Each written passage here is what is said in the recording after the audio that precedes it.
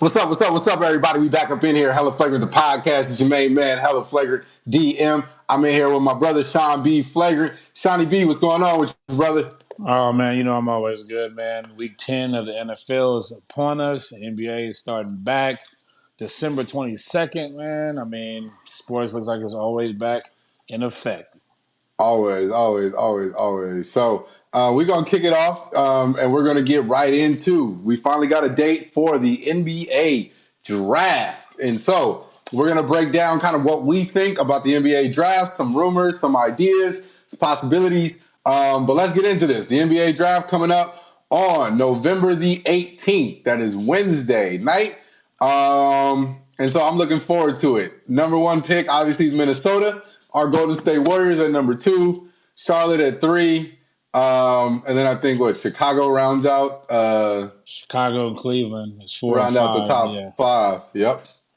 Yeah, no, NBA draft, like you said, is next week, obviously, whenever you're watching this. But yeah, November 18th, the season just felt like it just stopped, and it obviously did in October.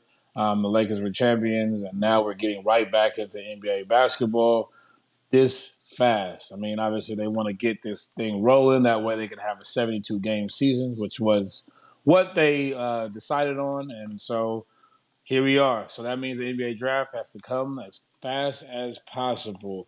A couple of names, obviously, that we've been talking about a little bit. If you haven't, don't know anything, because, obviously the college season was, stopped briefly right Right. before the tournament. So a lot of players that you weren't able to see, um, maybe not household names right now, but the top picks: Anthony Edwards from Georgia was one. Obviously, LaMelo Ball. Everybody knows him from his brother Lonzo and his dad LeVar, loudmouth LeVar. But the younger son is now going to be drafted, and he looks like being one of the top picks. Also, James Wiseman is up there, and a few other ones.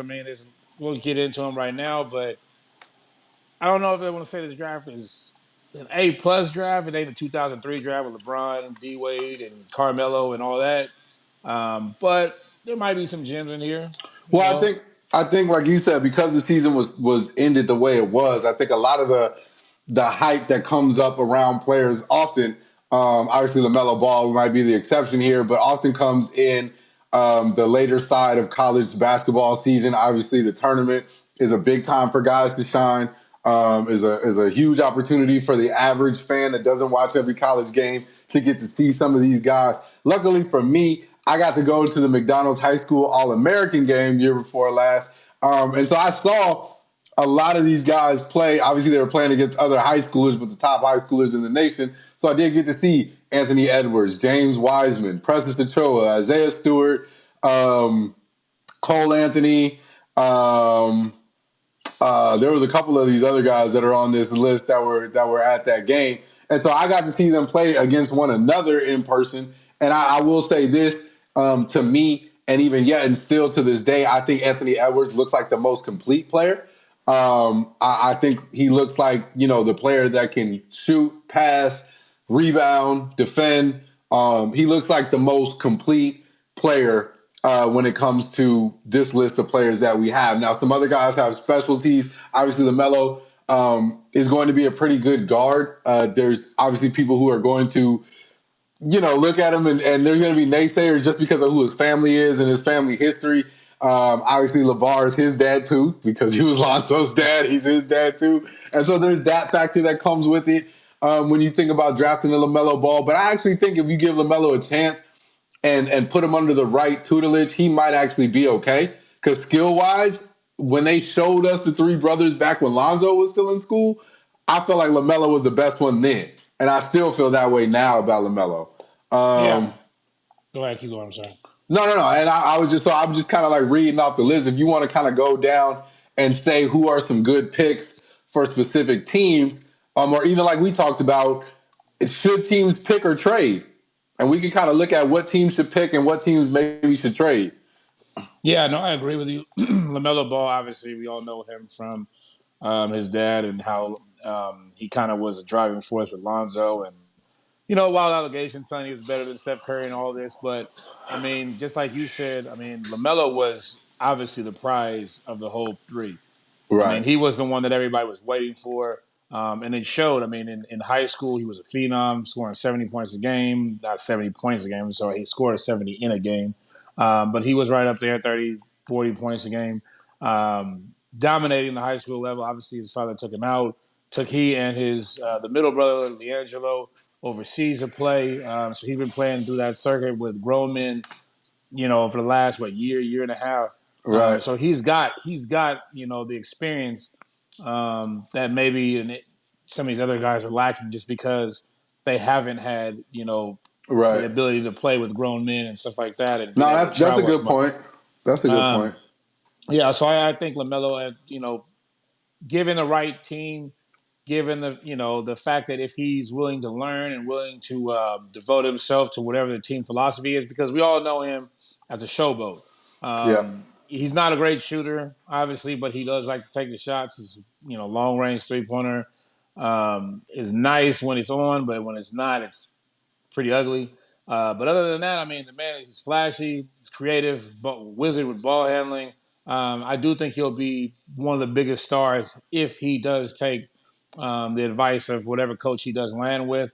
I think, we talked about between me and you with the Clippers, Doc Rivers is, I'm sorry, he's not with the Clippers. That's my bad. He's with the Philadelphia 76ers now. But he's very interested right now in LaMelo Ball and trading for that pick to get up there. That's one of the things that we were talking about with the Warriors, and maybe that possibly being a situation where they trade Ben Simmons for him. Even though I kind of see them as around the same type of player, I think LaMelo will be better in the future than Ben Yeah. Simmons is, just because he's more of an offensive player than he is. But at the same time, there's ones for you, just to look at and keep your eye on and see where he goes. James Wiseman is another pick that a lot of Warriors fans, especially, have been eyeing just because of the size. 7 foot center, 7'1" center. Right. Coming out of high school, well, actually came out of Memphis, but he only played 3 games there because Right. he wound up being ineligible. But I've got a lot of comparisons to possibly Mari Stoudemire. I've heard anywhere to Kevin Garnett, which I don't know is accurate. But at the Yeah. same time, you never know. I mean, he is an athletic freak. He can jump and run.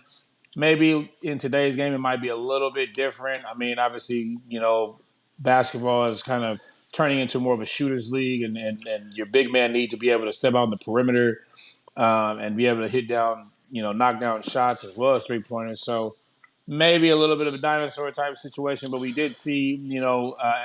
Bam Adebayo flourish this year Yeah. for the And Miami my, Heat. my So, my thing with Wiseman though is that again, we saw a shortened season from most players, but we saw an even shorter season from him because right. of the allegations of him taking money and having to end his season even sooner than coronavirus ended it for other people. So we've seen even less of Wiseman, which kind of makes me a little about picking him up, that high in the draft. Like I think he's okay. Like you said, at 7'1", there's not a lot of guys that size. I think he might be the only 7-footer. I think there's a couple 6'11", 6'10" guys, but I think he's the only 7-footer in the draft. So yeah, it makes him attractive. I don't know. I don't know if we've seen enough though to make him the guy. Yeah, I mean, it depends on how much he's willing. Just same thing with LaMelo, but a little different situation. It really depends on how hard he works, how hard he is going to work and train and commit to playing basketball. Obviously, with that size and that strength, I mean, he could be dominant if he needed to be. We see what Giannis turned into. I mean, I'm not saying Wiseman could even be close to that, but at the same time, I mean, being able to be that size, that strong, that athletic can be a plus in the NBA, depending on what team you go to and how hard you work. A few other guys that I've seen, obviously, Obi Toppin, not really a big fan personally. I know he could dunk and he has highlights, but I mean, if that's all you got right now in the NBA, you're going to get thrown out real fast. Right. Everybody can dunk in the league. So don't be surprised just because you saw him with Dayton and everything and the high flying and everything like that. Don't So look into that. so I want to do something real quick, and I'm going to fire off some team names, and I'm going to ask you if you feel like they should draft a player or they should trade their pick. And Okay. so we're gonna call this segment trade or draft, and we're going to see. I'm going to fire off some names. So, in the number 4 spot, Chicago, should they draft a player or should they trade their pick? The number 4 spot with Chicago, I think that they should trade. I think Chicago has a great piece, obviously, with Zach LaVine. He's getting better and better as the time comes. You need to pair him with somebody who's skilled enough that can play with him right now. Larry Marketing, that plays for them, is a great knockdown shooter, obviously, at the 4 position. They drafted Kobe White last year, who's a good point guard for them. And I think that he'll be a lot better this year. So you do need a veteran to play with that young team to lead them as well with Zach LaVine. But I think that they have a lot of young players, too many young players, I think, on that team. And I mean, if you're just going to keep collecting draft picks for no reason, what's the point? You need Uh, somebody that can come in there and kind of, take it to the next level, I guess you could almost say. okay, so in the same respect, then Charlotte, who has 3 picks in this draft, do you draft or trade? I would trade Charlotte's franchise to another place.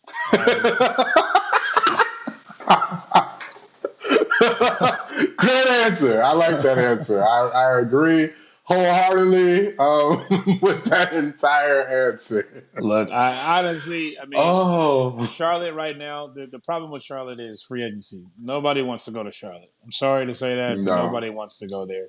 Um, I guess in this situation, I would say draft only because you're not going to get anybody unless you overpay them. Last year, they picked up Terry Rozier, which was a bust. I don't really understand why they did yeah, that because then I they don't. found Graham, who actually became a better player than Terry Rozier for way, way, way less money. So at this point, honestly, I think that Charlotte being at what are they 4? I Yeah, 4 or no, 5, three. They're 3. 3, They need to 32, and 56. They definitely need to draft at 3. I think somebody other than Michael Jordan needs to draft at 3 for their organization, but they need to draft somebody that has more. I'm not saying Michael doesn't have basketball knowledge; he obviously does, but he doesn't know how to scout players because he believes that everybody needs to play somewhat like him, and it's unrealistic. Yeah, So Charlotte does need to draft, just because it's going to be hard to bring free agents in there. But at the same time, I think that they need to go for the best player available as opposed to just trying to fit for need. Because I feel like every time they try to fit for need, they draft the wrong player. yeah. Um, I'll give you 2 more real quick. At 6, Atlanta, who's 6 and I think 50. I think that Atlanta probably at 50 could take the pick. Obviously, I mean that's a late round pick. It's not going to bother anything. At 6, I would. I want to say trade. Depending on what kind of player they can get for him. Trae Young is now a superstar. Doesn't play defense very well, but other than that, he's phenomenal. But you're going to have to pair him with somebody. You're going to have to get him another player if you expect to Yeah, do anything. I don't think that you'll have somebody that'll be right away ready or NBA ready at 6. And if they are, they're not going to be a player that's going to score 20 nah. to 25 points a game, at least with consistency. So if you can trade the 6th pick for a player that would, be able to rock with Trae Young the right way, I think that would be probably the best way to go. Yeah, I mean, and you got Collins last year too. So you got 2 young guys that can shoot the ball, that can move up and down the floor. But yeah, you need some veteran leadership there at the 3 spot, 3-4 spot that can rebound, defend. And I think Atlanta would actually be a formidable opponent with a good veteran player in with those 2 young guys. So I agree. Maybe trade the 6, pick at 50. Last one, obviously the Warriors at number 2. Do we trade it or do we pick it? Man. Okay. So, Warriors fans, this is a very, very, very hard one because of different factors. Obviously, we have Steph Clay and Draymond. Wiggins is still there. And the rest of the players, Marquise Chris, Eric Pascal. I mean, they're good, nice players. Kevon Looney. They're good players, but they're not players that are going to get you over the top. So let's just focus on the big 3. You only have a few more years left. Let's just be honest. Clay's coming off of torn ACL. Steph didn't play very many games last year. He played, I think, five with the hand injury. That's not as severe, I don't think, as Clay's. But at the same time, with COVID and then the hand injury, he hasn't played basketball in a long time. And then Draymond, who played but didn't play. And I he's mean, he can't do too much by himself. Let's be no, he honest. cannot. He cannot. And but I mean, it does seem like he's trying to get himself back in the very good basketball shape. But Draymond has an old body, and what I mean by that is he's very physical. He plays down low, Yeah, and he's not physically tall enough to do that. So I mean, his body gets beat up a lot. So with that being said, I do think that you should draft a player at two for the simple reason that right now you don't know what you're going to get in terms of being able to have cap space to do anything. right. Obviously, Steph makes 40 a year, Clay makes 35 a year, Draymond makes 25 a year. The rookie, whoever you get at the two spot, is going to get at least $10 million a year, but he is delegated to your team.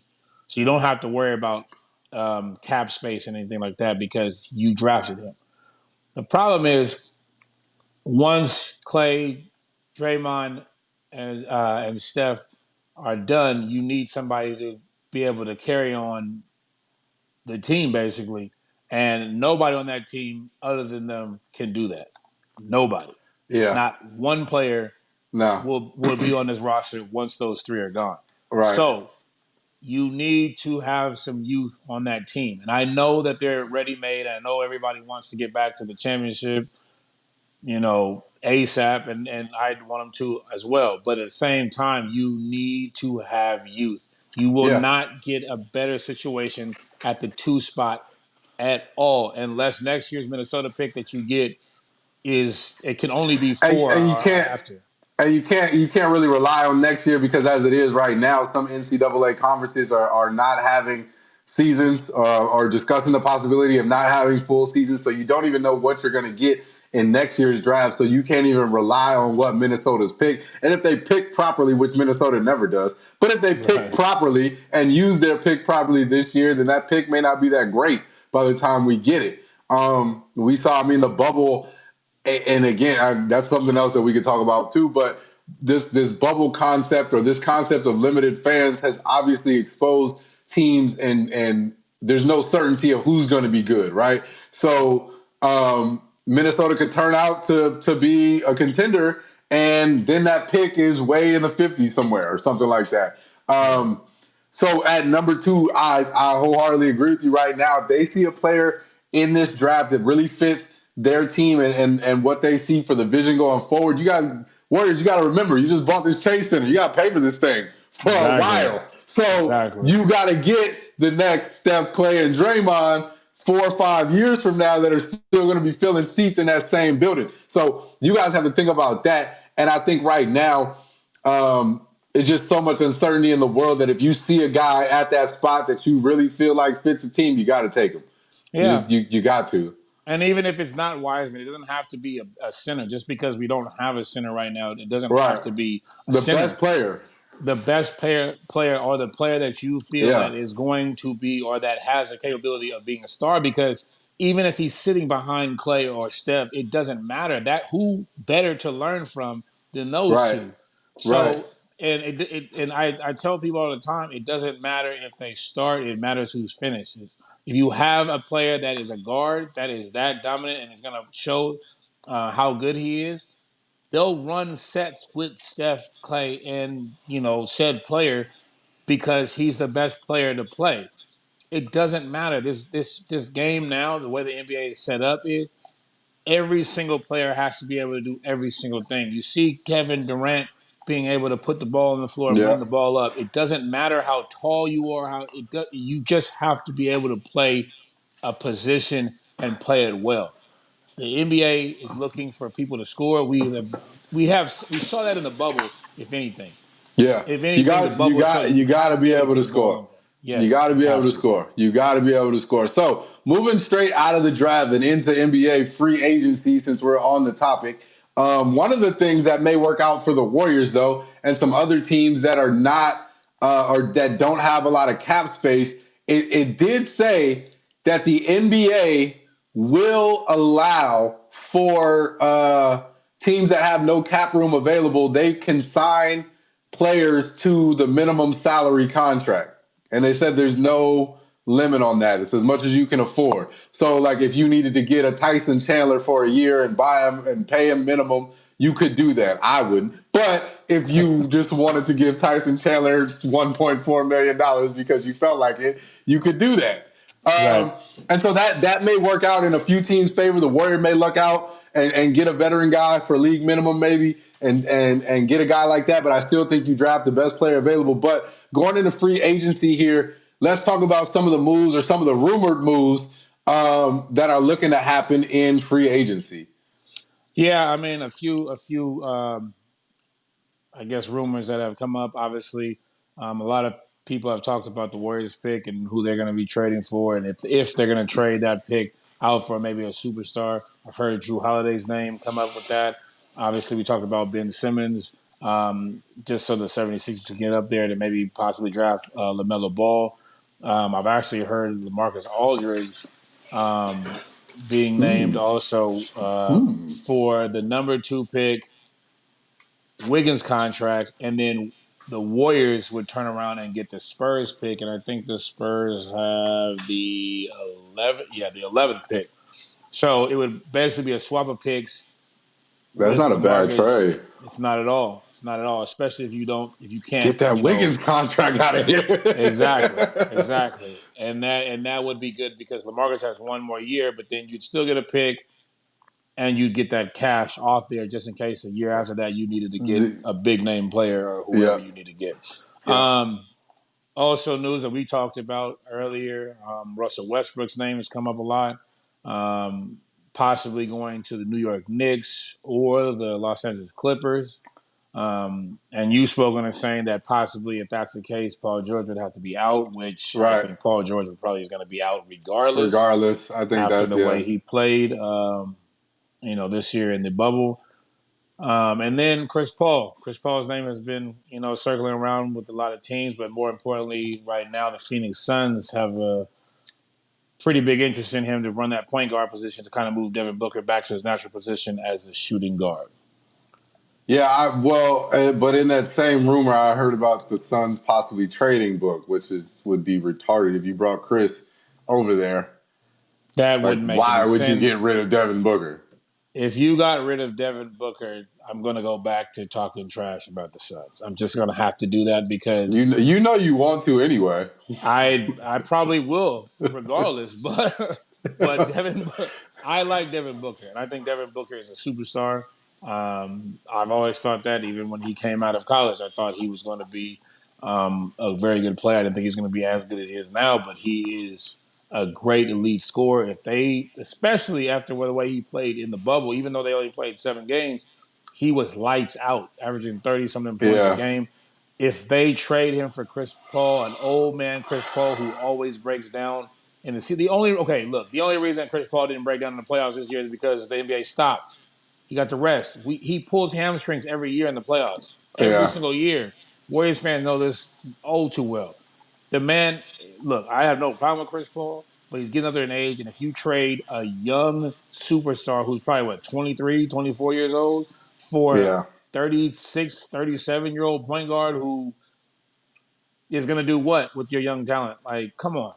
Right. It makes absolutely no sense. But then again, Phoenix will be Phoenix, and so we'll see. I really hope they don't make that move. But we'll see. And as obviously the dates for free agency and the draft just got set. As we're recording this show. So I'm gonna guess in the next couple of days there's gonna be a bunch of new rumors, a bunch of new trade ideas, and people coming up with new trade ideas. So we'll definitely keep you posted. We might even have to pop in and do another special right before the draft with some other, moves. But obviously, once free agency hits, you guys can check in with us. We'll follow up with you guys, and we'll wrap up and see all the moves that have been made, moves that we thought should have got made. and we'll talk more about NBA free agency. Switching sports, the National Flagrant League. Man, they are still fighting COVID. I know at the top of this season, going into this season, you and I both spoke in hopes that the COVID situation in the NFL would turn out like baseball, popped up early, and then kind of went away. It keeps rearing its head every week, and I think you told me before we started this recording there was 57 positives this 57 week. this week So alone. So this is the question, and I know, I don't want to beat a dead horse and go too far back, but when week one came out and they said they tested all these people and no one was positive, like I am on the side, like I am a slightly conspiracy theorist, but I'm not going to say that the NFL just made sure that all the tests were positive so that they could get started. But it's starting to feel that way. Like y'all had some tests that y'all knew about that y'all swept under the rug because there's no way consistently every week multiple people are getting positive tests and y'all didn't have none at the start of Yeah. the season. Like that's off for me. I don't know. Yeah, no, I mean that doesn't make any sense, especially now since this is week 10 coming up and they've had all these protocols, all these suspensions, all these different things, fines for people breaking protocol. Like how could you have started in the beginning and nobody tested positive, but now still at week 10, it's multiple people all the time with these Right. rules already set in place, with everybody have, been following these rules and understanding these rules. Like at this point now, people should already be comfortable and know what they can and cannot do. Right. So in the beginning of the season, if there's no positives, that doesn't make any sense. But here we are. The NFL right now has a problem. Obviously, we know that the cold season is here, flu season. It's the weather is changing, Yep. which means that there's going to be sickness, which means that people are going to be more exposed. Players are going to be more exposed. Coaches, even, because as we've seen, it's not just the players. Coaches on the Pittsburgh Steelers, who are 8-0 right now, but hey, this is where we're at. Big Ben's on my fantasy team, which is riddled with injury and COVID, so it's only to be expected. And that's where we're coming from, because everybody on this that's watching this show, if you are playing fantasy or if you're just following the NFL, you've seen how this has affected everybody in the Yeah. situation. Yeah. I know at least every single person that's been on here that has played fantasy has had one player test positive for COVID, or at least had one A player's game team, or missed a game. Yeah, yeah. missed a game, or their team missed a game. But it's here, and right now the NFL, they chose not to obviously put it in a bubble or put teams in playoff or teams in selected cities and stay there. They wanted to do it the way that they've always been doing. Some fans have been in there. Obviously, we've seen the Cowboys have fans. Tampa Bay has a few fans, and this is what happens. You can't control players when they leave. You No. don't know what they do. You don't know who they're around. You don't know who the people that they're around are around. So it's going to happen. So because of this, the NFL decided that they needed to add an extra game onto the playoffs this year just to accommodate, a situation that maybe there will be teams that possibly don't get to play the whole 16 games this year To, because of COVID. Because right now, even the Steelers they were 8-0 because they missed the game. to So me because of though, to COVID. me though, that's a little like, let's say we were in school Mm-hmm. and the kids are super rowdy, and because the teachers can't get the kids to behave, now we gotta go into summer school because we couldn't teach all the lessons that we wanted to teach. And it's like, adding on days isn't going to make these people act right. You know what I'm saying? No, Like, y'all need to handle it from the top level. Like, the top level needs to get it right. And then you will get it exactly. right. But just adding on extra games doesn't ensure that these fools are going to be COVID free in those extra games. What if you get to those extra games and you got COVID all in those extra games? Now you're going to look real stupid. I don't know. Exactly. And That see, was my this two is cents on that. But no, and it's the truth, because right now, I would say major problems haven't happened in terms of, and when I mean problems, I'm more meaning major situations with revenue and major players. Like, okay, Right. we just talked about Big Ben being being on the COVID list. That's important because right now the Steelers are undefeated. Right. So that could be the disadvantage this week if he's not off the COVID list.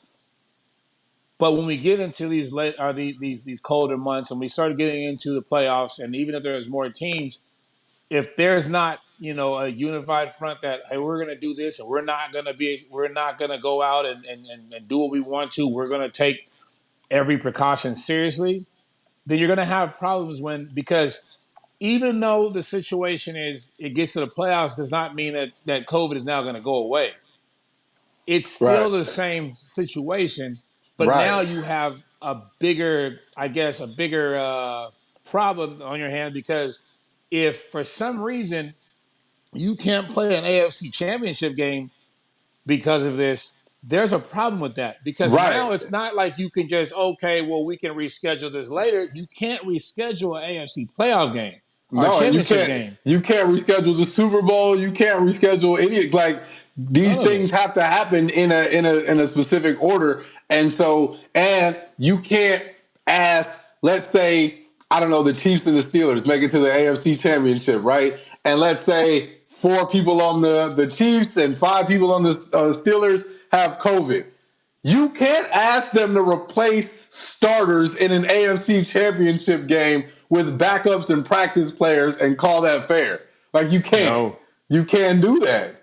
Like, No. you almost, I don't want to say this, but you almost need to shut your league down for like a whole week and let everybody test negative and then come back and keep a stricter protocol. But they're not But you going to do can't that do either. that. You can't do that with the Super Bowl because the Super Bowl is the Super Bowl, which Right. means that the revenue comes because obviously this year is going to be in Tampa, and you know that they're preparing for it, as we speak. So if that's the case, they Yep. cannot afford for it to be changed from February 7th to any other day. Right. Because if they are setting up the whole city to accommodate this, then if so for example, the Tampa Bay Buccaneers and the Kansas City Chiefs play in the championship this year. What happens if Patrick Mahomes gets it and Tom Brady or Mike Evans or somebody important on Tampa gets it? You can't play that game. You cannot. So that's You can't play that game. Vegas won't let you play that game. Vegas won't let you play that game. Vegas odds are going to change so much, but the problem is if somebody bet that ahead of time, Ugh. and their money is into it, and Vegas has to change the situation from it. Like, let's say, okay, the example with Vegas. I'll give you an example for every situation. For Vegas wise, if let's say I go to Vegas right now and I bet for Tampa Bay Buccaneers to win the championship or to win against the Kansas City Chiefs, but I bet this a week before the Super Bowl even starts. And I bet this, and obviously Kansas City probably would be favored in this game. Kansas City is favored by, I don't know, 7 points. Something wild, 7 points. And Patrick Mahomes gets COVID, and whoever their backup is, Matt Moore has to start. What's going to happen to all Vegas money? That money line's going all the way the other way. Down. But if I've already placed my bet, I still get the same percentage. Right. If I've already placed it ahead of time. Because as long as that game goes on, I still get whatever that money says from that bet. Ugh. That's Vegas's problem. Network's problem is all the commercials, everything that they're putting on, the time slot, the shows that they have to do. That's the other thing. Like if I'm not sure that this game is going to happen, and I'm Pepsi and I'm Coke, am I spending my big ad budget with you guys? No. I might spend a little, but I'm not spending my big budget with y'all if I'm not sure this game is really going to go on or who's going to be in it for fans to actually want to watch to see. Like, okay, y'all proceed with this game, and it's, I don't know, let's say the 49ers went and it's Mullins playing. Who's your back? I don't even know who the Raiders' backup is. But you know what I'm saying? Like nobody wants to see that. I don't even want to see that. Like, no one wants to see that. Like, they want to see the guy play. They want to see Patrick Mahomes. They want to see Lamar Jackson. They want to see Tom Brady. They want to see Aaron Rodgers. They want to see these guys play. And if one of those guys can't play in the biggest game of the year, what's the point of having the game? Exactly. And then comes, obviously the fans' perspective, them not wanting to And watch them at parties and Jay-Z, everything. what is Jay-Z going to do for a performance? This is the first year that he's in charge of Super Bowl halftime performances. What are we going to do, Jay?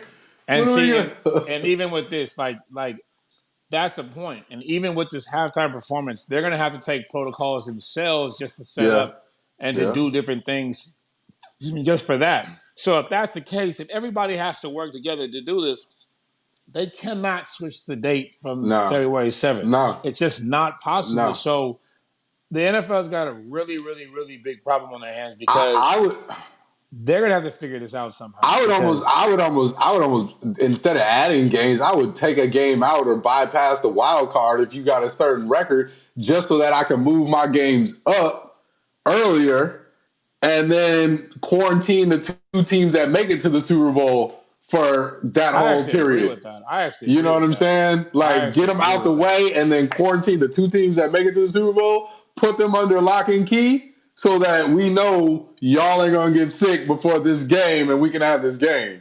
I actually agree with that. I really do.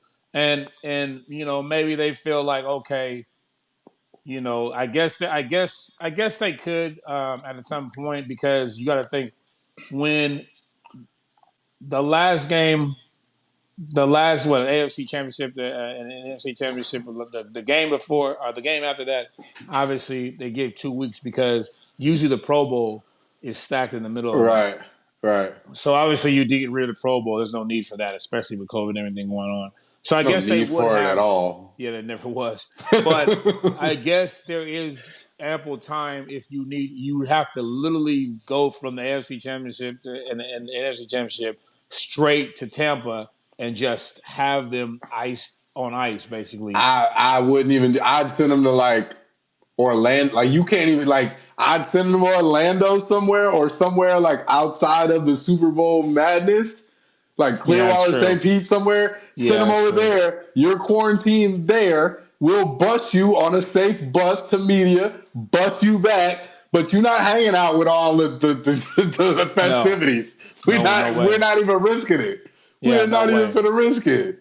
No way. And that would be the biggest problem, because people, when they go to the Super Bowl, they want to have a Super Bowl experience too. Players want to have a Super Bowl experience too. Obviously, we saw Malcolm Butler a few years back when he, got kicked out because he went to a Rick Ross party and brought some girl back to his room. I mean, that's what players do.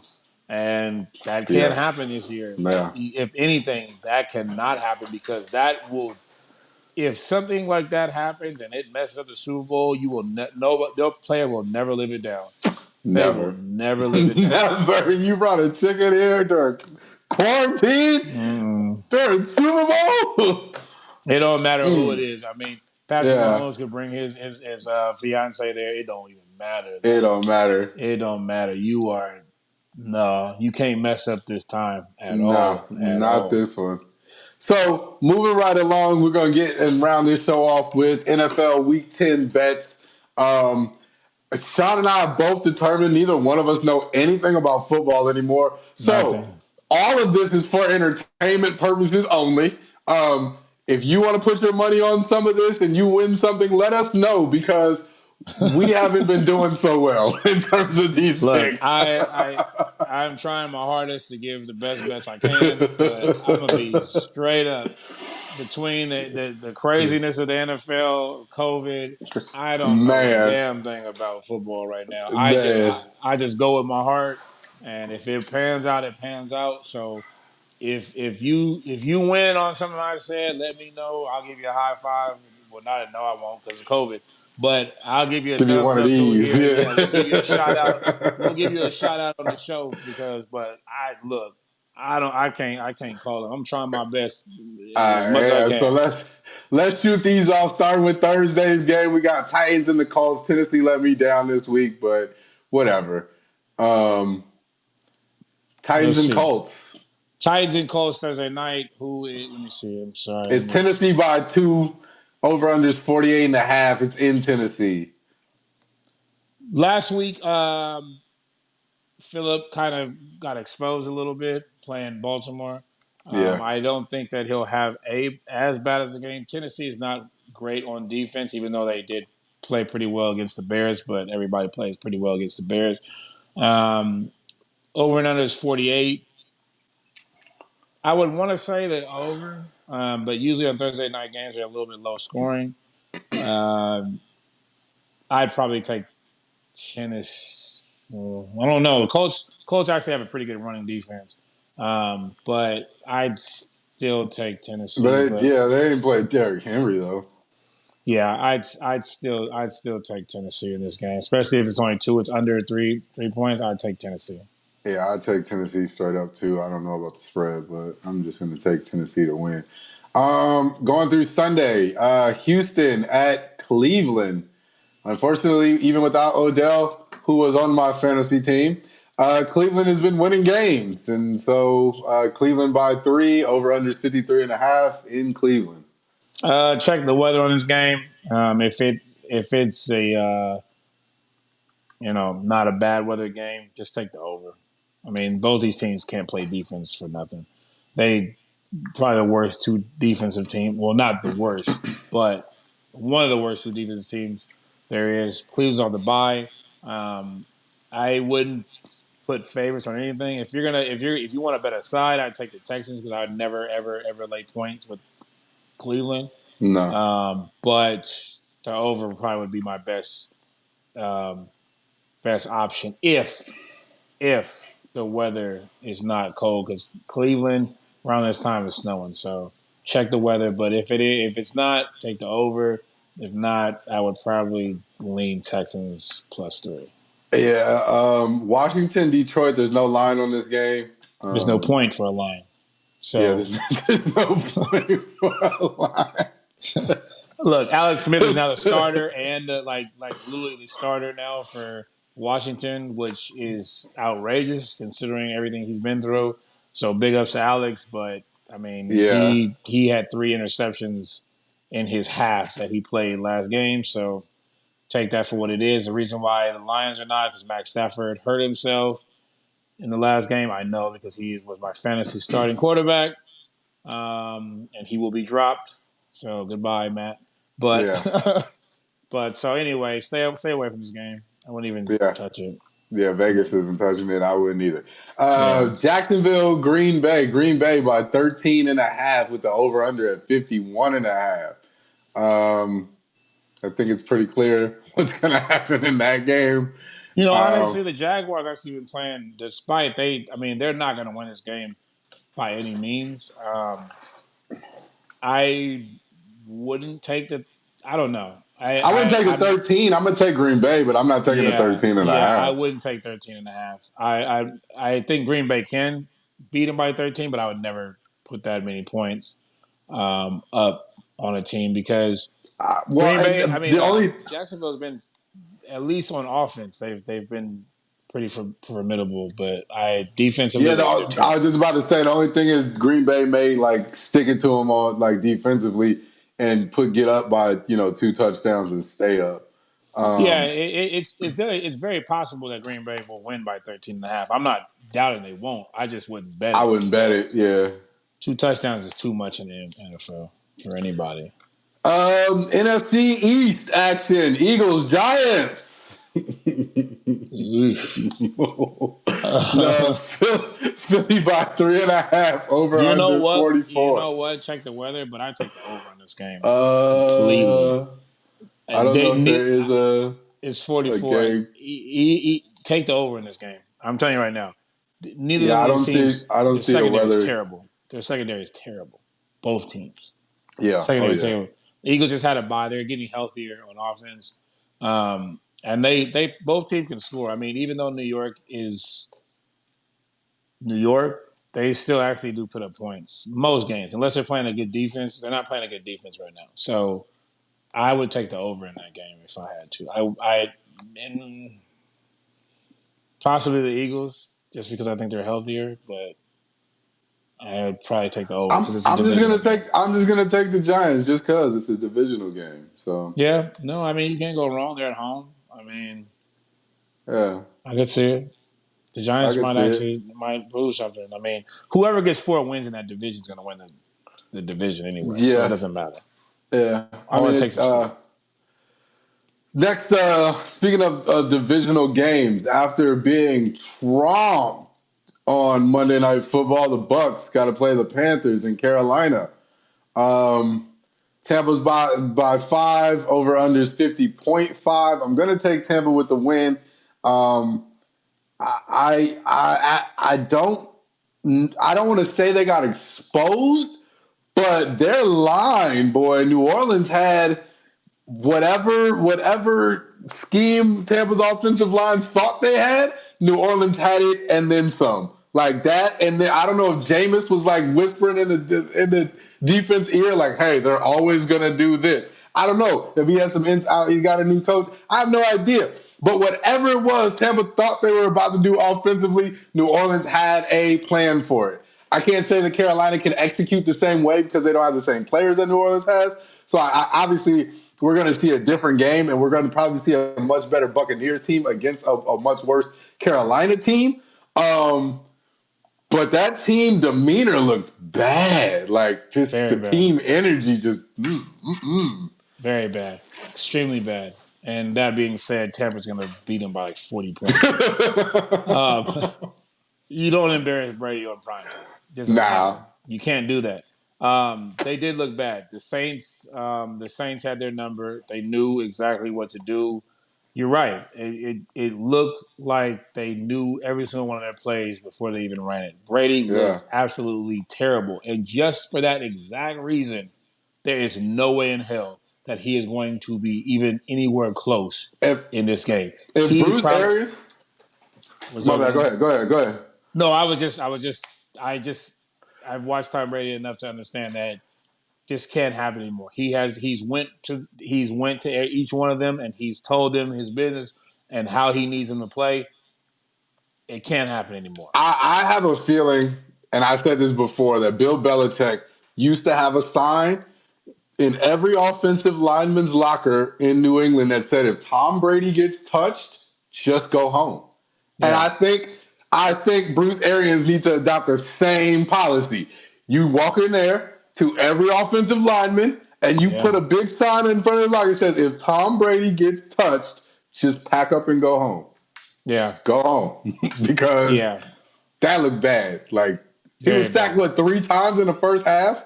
in the first half. I think Yeah. first quarter. I think 2, or if not all 3, were in the first quarter. Like it I was mean bad. the first play, I think he got hit, and it's just Yeah, like you can't do that.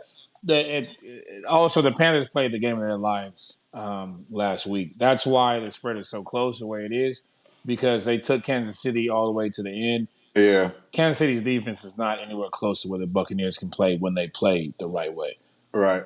They don't have enough people, and then also the same thing. Christian McCaffrey re-injured his shoulder or injured his shoulder. He might not play again now. I know. I'm telling you right now. That if you want to have lock of the week, SB's lock of the week, there it is. Tampa Bay There it by 5. is. There it There it is. is. Broncos Raiders, another game that always gets kind of chippy. The real close ones usually. They got Vegas by 5. 51.5 is the over under. It's in Vegas. I can see the 5. I don't know about the over, but I can see the 5. The Raiders are playing phenomenal football right now. They took the Chargers all the way to the last minute. It was the last defensive play. I thought the Chargers won the game, but a closer look at it, they actually did draw the ball free. So the Raiders are kind of on a roll right now. With that being said, the Broncos are going to cover the number, and they probably win the game.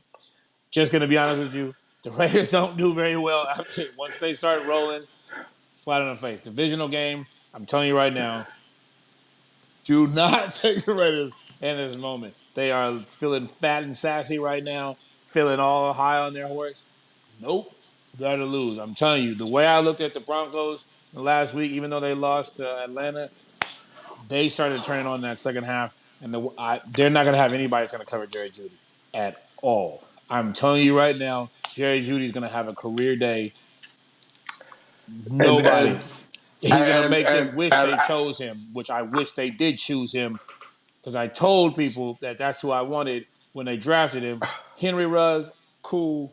You should have got the other guy from Alabama. I'm telling you right now, Jerry Judy's I'm gonna gonna make a I'm mock of gonna him. go I'm gonna go with the Raiders pulling this one out. Like I've got motivation to root for the Raiders for reasons we I can't I discuss. I, But I hope they do, but um, at the same time, yeah, Broncos are gonna come in there.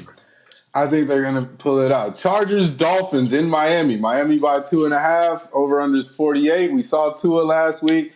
Again, like you said, the Chargers went all the way down to the wire with the Raiders. I don't. I mean, 2.5 is always a close game. Um, Miami at home, they've been playing pretty well.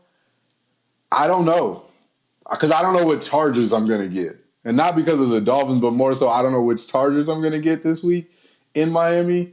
And there may be a weather situation later on this week in Miami too. There looks like a tropical storm brewing, so don't know how Yeah, that's going to look. yeah. I'll probably take the Dolphins 2.5. I mean, both teams played basically to the wire in their games. Obviously, we talked about the Chargers playing the Raiders. They lost a close one again. They seem to keep it close, and they always wind up losing games. Dolphins won their game. Tua looked great. The Dolphins' defense is playing tremendous football. I'm just going to say that right now. I've never thought I'd ever say that, but the Dolphins' defense is playing tremendous football. The reason why I don't think that the Chargers are going to win this game is just travel. When you Yeah, play a tough game like that, like they played against the Raiders, giving everything that they had in the last second, and and losing that game, that's a heartbreaker. Now you're telling me you got to travel from LA all the way to Miami in this week. I and like you said, possibly weather situation. I don't think that they're going to be able to recover from that. I just yeah. don't. The Chargers team, they don't play defense very well right now. They might get Joey Bosa back, but if they don't, I think they're going to be in a world of trouble in Miami. It might be closer than 7 points, but I do think Miami's going to cover the two. Bills Cardinals currently has no line, so I can't discuss what the line will be I actually because think that's it's even too right early to now. have I one. think I think that's it's even right now. To be honest with you, I don't know who I take. I'm leading Bills, but once again, it's still travel. They played a tough game against Seattle, um, And I'm and and Cardinals I have been mean home 2 weeks. So and um, Cardinals are a slightly not as good version of Seattle, even though they beat Seattle. I still think they're not like the slightly not as good version of Seattle. yeah, and you can kind of run the same type of offense. I Yeah. mean, the same type of defense that you did with Russell Wilson. Obviously, DeAndre Hopkins and Tre'Davious White matchup is going to be the premier thing. But if Tre'Davious White can get a step on DeAndre Hopkins, then Bills are going to roll. Yeah. So I'd probably lean Bills on that if I had to. Another divisional game with major implications. Seahawks Rams. Seahawks at 6-2. Rams at 5-3. Seahawks going into LA. Um, they got the Rams by 1.5 currently with no over under listed yet. Um, Rams 1.5. Those games are always so close. That's a trap game. Yeah, I just watch it as Yeah, a fan. Like I don't know what I would pick there because those games are going to be super close. you want to say. I want to agree with the Rams, but look, I'm gonna say whatever it is, it's gonna go over. Well, Win or lie, and it's gonna go and, over. and when it's this close, again, I always got to lean Seattle. If it's a close game situation, like unless the number was like Rams by 6, and okay, but with the Rams by 1.5, like if we're in close game situations, I'm gonna just go with Russ. Like I'm sorry, Yeah, I got to. yeah, because if it comes Um, down to the last drive, Russ is gonna win.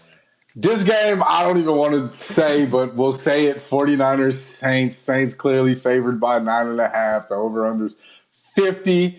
Take the Saints and probably take the over. And, I mean, and the points. Take the Saints and the points. I don't know about the over-under because I have no idea what the 49ers are going to do or not going to do. I don't even know if we have enough players to play in a game at this point. Like, No, for real. We signed practice squad guys. Like we're signing guys off. You could go if you because I don't live in California right now. But if you wanted to go play for the 49ers, I'm sure they would take you right now because they are literally signing any and everybody that can fit a uniform.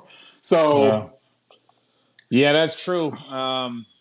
And then also added motivation. Obviously, Emmanuel Sanders traded over there, as well as Quan Alexander traded right, over there. So right. might have a little bit of advantage with the playbook. And New Orleans at home, like it's going to be a long New afternoon. Orleans did have a tough game, obviously Sunday night. They blew out Tampa Bay, but yeah, I mean it's pretty obvious New Orleans is You're going good. against an injured like not even in like you're going against a third string 49ers. Like I don't even know why this number isn't higher. Yeah, And it may be by the it may be by the end of the week. yeah, It may move higher. Bengals Steelers right now. This one is listed with no no over under line either just because of because of the COVID. COVID. Yeah, because of COVID, there's no line on this game, so we can't because we don't even know if it's going to happen or when it may happen. So can't even really talk about that one at the moment, especially with Big Ben having it. Ravens Patriots. It's in New England. Baltimore is favored by 7. Over under is 43. Cam Newton showed you can't count him out. He I showed you that you got to watch to the end, Sean. I know you didn't. I know you did I, not. I I did not at all. I Me did not at neither. all. Me neither. I didn't And I either. had, I mean, I'm not ever going to watch the Jets or the Patriots to the end. But with that, you're right. I actually would take the over in this. The over is 43 and a half. I would take the over. Cam, um, look, the Ravens right now, their defense is a little bit banged up. They just lost Calais Campbell, who's a huge piece for them in the middle, stopping the run.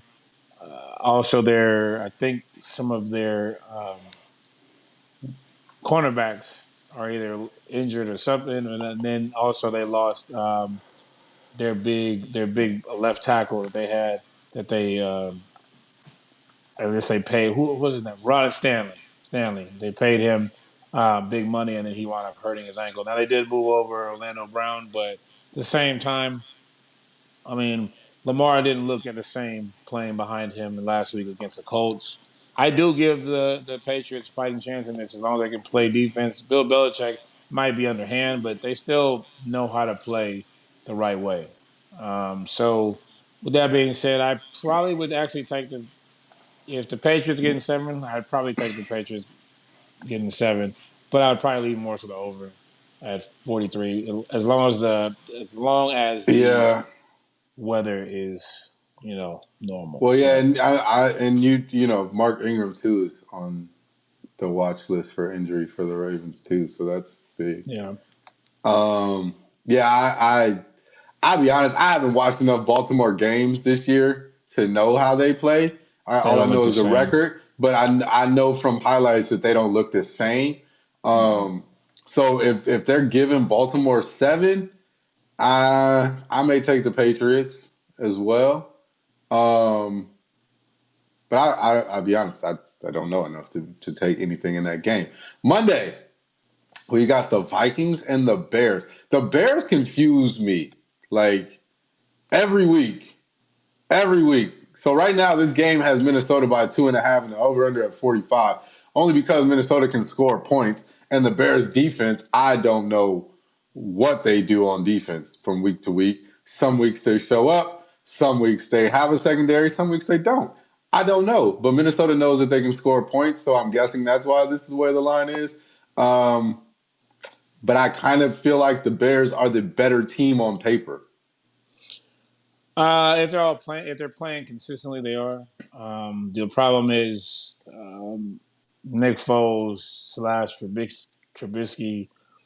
They're terrible. Nick Foles is becoming Nick Foles that we all knew he was. He's not really that great. I mean, Yeah. yes, we know about the Super Bowl situation. That was a once in a lifetime opportunity for him that he capitalized on.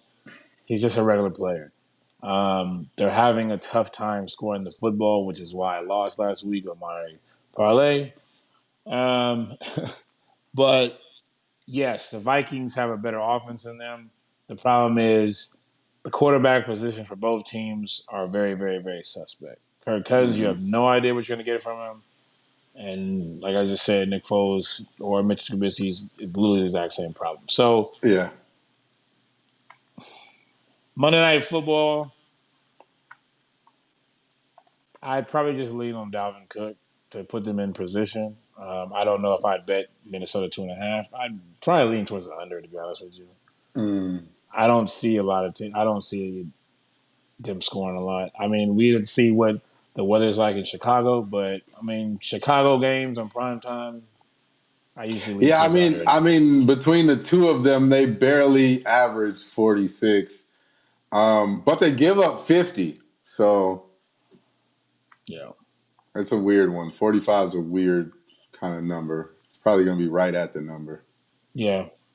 I'd So I'd probably just pass on that. Like if yeah, you've had a good Sunday, just let it if go. you're not doing anything Monday night, just turn it on. But yeah, You're right. don't bet your money on that. Well, that wraps up NFL Week 10 bets, and which also wraps up this week's show. As always, like we talked about at the top of the show, as more NBA draft and trade rumors come out, we'll definitely be talking about that. So check our Instagram stories where we post stuff on the regular. But week to week, we're definitely dropping the podcast episodes. But on the daily, if you're looking for daily stuff from us, the Instagram story is the best place to find us. And we post there daily with memes and all sorts of fun stuff on that. So if you're looking for daily content from us, look for it in our Instagram story. But on the regular, you can find the Hella Flagrant podcast everywhere podcasts are on. You can find us on the website, Instagram, YouTube, Facebook, and then everywhere else that the podcasts are aired, iTunes, Google, y'all know where to find it. Just go Yeah. find it. Yeah, I mean, just like you said, subscribe, like everything, go to our pages, obviously, but more importantly, visit the main website www.theflagrantfile.com where everything is on there. We try to get stories on there as much as we can. Obviously, we're a little bit busy sometimes, but we try to do as much as we can for that. As well as you can find the podcast on there with everything that we have, and you can go back and listen to previous ones if you miss anything. But keep watching, keep liking, keep subscribing, keep us here so that way we can keep providing all y'all with the entertainment that we can. Yep. So on that note, we're gonna check y'all out on the next episode of Hella Flagrant the podcast. Until then, peace. Peace.